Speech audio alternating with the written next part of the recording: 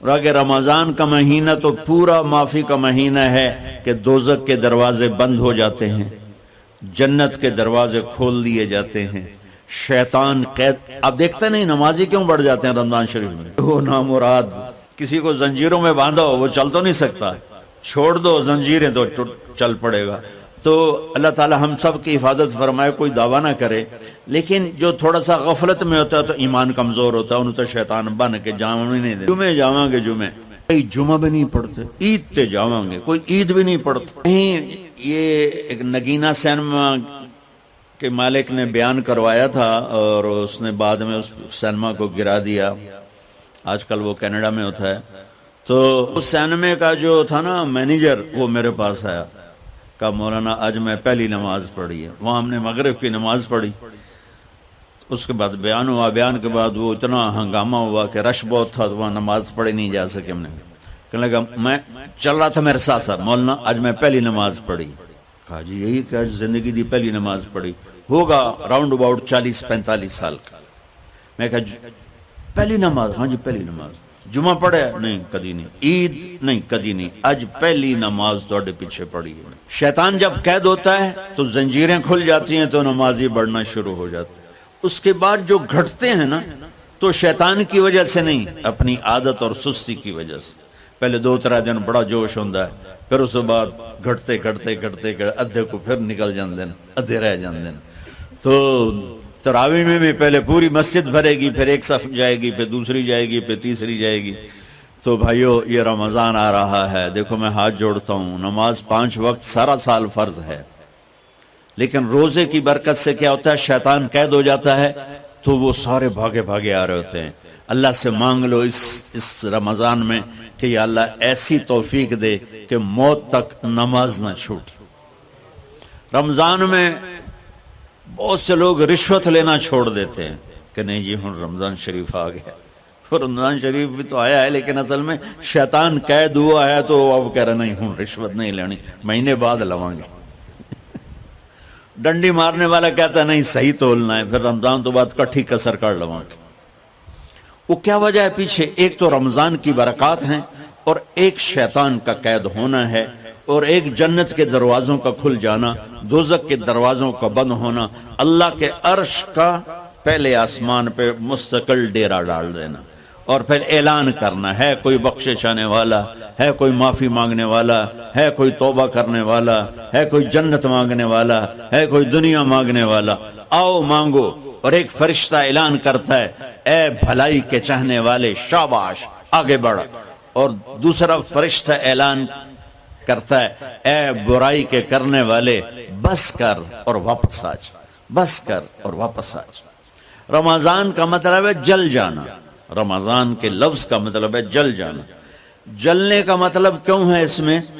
کہ رمضان میں اللہ سارے گناہوں سے اپنے بندوں کو پاک کر دیتا ہے اور ان کے گناہوں کو جلا دیتا ہے، جس سے وہ پاک ہو کر جو سونا آگ میں جل کے خالص ہو کے باہر آتا ہے، روزہ رکھنے والا بھوک کی آگ میں جل کے خالص ہو کے باہر آ جاتا ہے، اللہ اس کے سارے گناہ معاف فرماتا ہے. دھیان نال سنیں جی. سب سے اعلیٰ درجے کا مسلمان، میرے نبی کا جواب، جو سارا دن مصلی پہ بیٹھا رہے، جو ہر سال حج عمرہ کرے، جو مسجد سے نہ نکلے، جو رات کو قرآن پڑھے، دن میں روزے رکھے. نہیں، سنو غور سے سنو. من سلم المسلمون لسانہ ویدہ، سب سے اعلیٰ درجے کا مسلمان فیصلہ بات کا وہ ہے جو اپنے مسلمانوں کو تکلیف، جو ہاتھ اور زبان سے کسی کو تکلیف نہ پہنچائے، وہ سب سے اعلیٰ درجے کا مسلمان ہے. میرے نبی سے ایک صحابی نے پوچھا یا رسول اللہ ہمارے محلے میں ایک خاتون رہتی ہے، رات کو تہجد پڑھتی ہے، دن میں روزے رکھتی ہے، پر اس کی زبان بہت سخت ہے، بہت بےزتی کرتی. ہم نے کہا جہنم میں جائے گی. کہا جی ایک خاتون ہے جو نہ نفلی روزہ لیکن اس کی زبان کا بول بڑا میٹھا ہے، کہ وہ جنت میں جائے. تو سب سے اعلیٰ درجے کا مسلمان کون ہے؟ جو کسی کو تکلیف نہ پہنچائے. پھر اس نے پوچھا ای الایمان افضل، سب سے اعلیٰ درجے کا مومن کون ہے؟ تو آپ نے فرمایا حسن الاخلاق، جس کے اخلاق اچھے ہوں وہ سب سے اعلیٰ درجے کا ایمان والا ہے، کیونکہ تکلیف نہ پہنچانا اخلاق کی ایک صفت ہے اور اخلاق کی بے شمار اقسام۔ میرے نبی نے فرمایا اچھے اخلاق 360 صفات کا نام ہے، ایک صفت بھی کسی مسلمان مرد عورت کے اندر ہوگی تو جنت میں چلا جائے گا۔ سامنے ابو بکر بیٹھے تھے، کہنے لگے یا رسول اللہ کو میرے اندر بھی ہے؟ تو آپ نے فرمایا تیرے اندر ساری ہے، ساری تیرے اندر ساری۔ تو ابتدا بھی بتا دی، انتہا بھی بتا دی، اور عبادت بھی مسلمان کو اخلاق تک پہنچا۔ اب سنو قرآن سے، اللہ تعالیٰ انسان کسے کہتا ہے؟ ایمان والوں کو۔ ان الذین کفروا من اہل الکتاب والمشرکین فی نار جہنم خالدین فیہا اولئک ھم شر البریہ۔ سب سے بدترین مخلوق وہ ہے جو اللہ کو نہ مانے، جو اللہ کہ دین کو نہ مانے۔ آپ نے کہا وہ سب سے بدترین مخلوق۔ تو لا الہ الا اللہ محمد رسول اللہ ہمیں انسانیت میں داخل کرتا ہے۔ انسان ہے ہی وہ جو لا الہ الا اللہ محمد رسول اللہ کا کلمہ پڑھتا ہو میرے رب کے نزدیک۔ نماز کیا ہے؟ نماز کیا ہے؟ میرا اللہ کہتا ہے ان الصلاۃ تنہا، نماز کیا ہے؟ ان الصلاۃ تنہا عن الفحشاء والمنکر۔ تم نماز پڑھو، یہ تمہیں بد اخلاقی سے بچائے گی اور یہ تمہیں گناہوں سے بچائے گی۔ تو نماز بھی انسان کو اخلاق تک لے جا رہی، فحاشی سے بچائے گی، گناہوں سے بچائے گی، اخلاق کی طرف سفر۔ روزہ آ رہا ہے، روزہ کس لیے ہے؟ کتب علیکم الصیام کما کتب علی الذین من قبلکم لعلکم تتقون۔ تم پر روزہ فرض کیا ہے جیسے پہلوں پہ کیا تھا تاکہ تم تقوی والے بن جاؤ۔ تقوی والے کون ہیں؟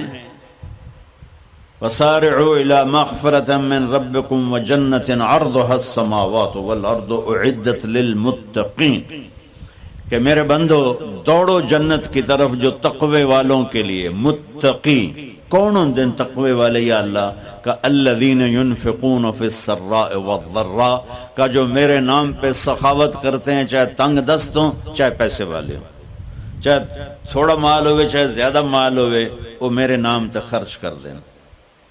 الکاظمین الغیظ، جو غصے کو پی جاتے ہیں، والعافین عن الناس، اور جو لوگوں کو معاف کر دیتے ہیں۔